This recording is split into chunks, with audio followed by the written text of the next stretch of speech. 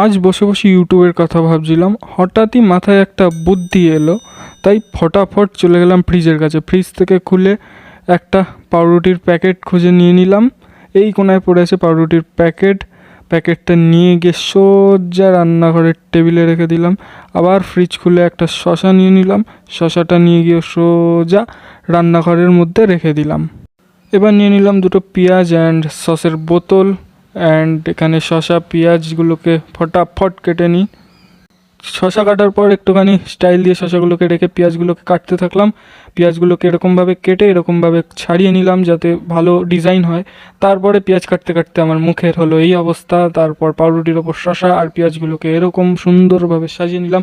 তোমরা চাইলে আরও কিছু দিতে পারো, আমি এইটুকুই দিলাম। এর ওপর সস দিয়ে দিলাম, সস দিয়ে এর ওপর পাউরুটির চাপা দিয়ে একটুখানি ডিজাইন করে নিলাম।